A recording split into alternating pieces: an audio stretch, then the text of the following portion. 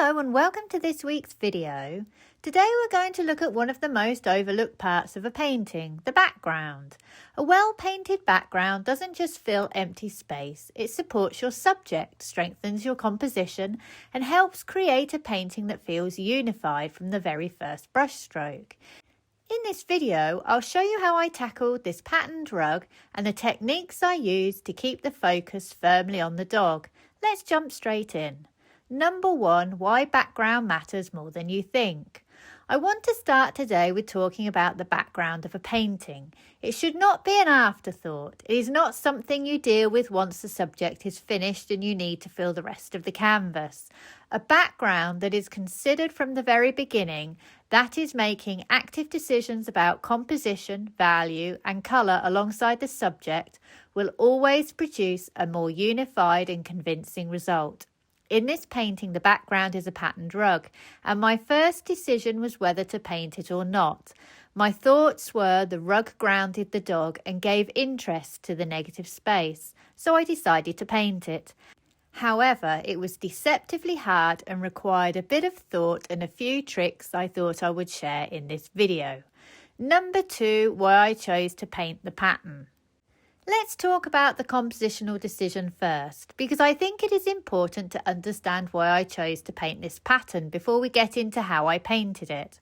A black Labrador lying down is a beautiful subject, but the reference photo presented the issue of this big area of negative space. Without something working around it, the dog could feel static and heavy. The pattern creates movement and visual interest around the dog. It breaks up the space in a way that a plain background could never, and it gives the eye somewhere to travel around the painting rather than just landing on the dog and stopping. Pattern also creates a context. It tells you something about where the dog is, what kind of environment it belongs to, and that narrative quality adds warmth and life to the painting that a plain neutral background would have stripped away. I did not choose to paint the pattern because it was there. I chose it because it was actively improving the painting.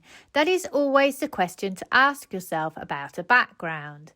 Is this helping the painting or is it just copying what is in the reference photo? Number 3, getting the drawing right, the foundation of everything. It is very important to get your drawing correct. If your pattern is wrong, your painting is wrong. There is no amount of beautiful brushwork or sophisticated colour mixing that will rescue a pattern that has been incorrectly drawn. It will always look off and the viewer's eye will always find it. Pattern has an internal logic, the repeat, the geometry, the relationship between one element and the next. If any part of that logic breaks down in your drawing, the whole pattern loses its believability. Getting it right is extremely important. Now you have a couple of options for getting the drawing right. Some painters are confident enough to draw it freehand, and that is absolutely fine. But if you do that, you must check your work before you start painting. The way I recommend checking your drawing is to trace your reference photo onto something transparent, like tracing paper or acetate works well, and then lay that tracing directly over your drawing. This immediately shows you anywhere you are out. You can then correct those areas before a single brush stroke of paint goes down. This might feel like an extra step, but it will save you enormous frustration later on, because correcting a drawing error in pencil takes seconds, and correcting the same error in paint takes much longer and is much more damaging to the painting. Get the drawing right first, check it thoroughly, correct everything that needs correcting, and then you can paint with complete confidence that the foundation underneath you is solid. Number 4, the value trick, keeping your darkest darks in the dog. The challenge with painting a complicated pattern background next to a dark subject is separation.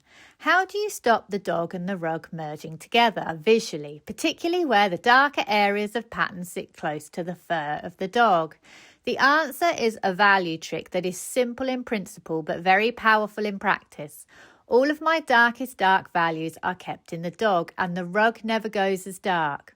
This means that even where the pattern has dark elements sitting right next to the dark fur, the fur is always darker, and that small but consistent value difference is what creates the visual separation between the subject and the background. It sounds like a subtle thing, but the effect is significant. Your eye reads the dog as sitting in front of the rug rather than merging with it, because the values are telling it that the dog is the dominant, more important element. If you break that rule, the separation will collapse and the dog starts to merge with the background.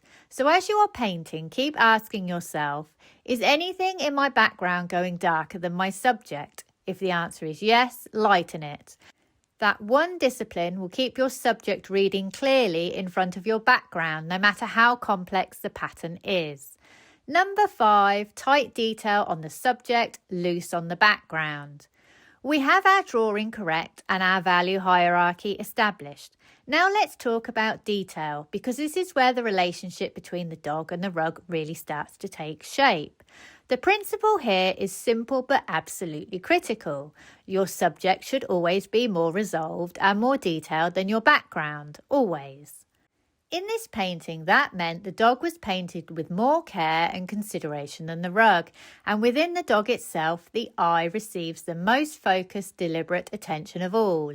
The eyes are where the personality and life of an animal lives, and in a painting with a complicated background competing for attention, you need that focal point to be unambiguously clear.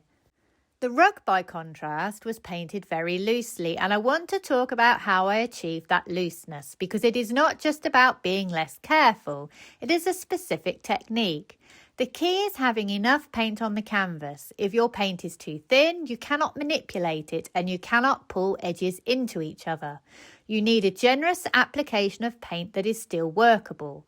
Once that paint is down, I took a dry brush and pulled it through the wet paint, dragging the colours and edges into each other so that the pattern reads as something suggested rather than carefully described. That brush technique is what gives the rug its soft, loose quality. The edges between one colour and the next are not hard and defined. They are pulled and blended, which immediately reads as something less important and less in focus than the tightly painted subject in front of it. You need to be very deliberate and selective about where you place hard edges and where you lose them.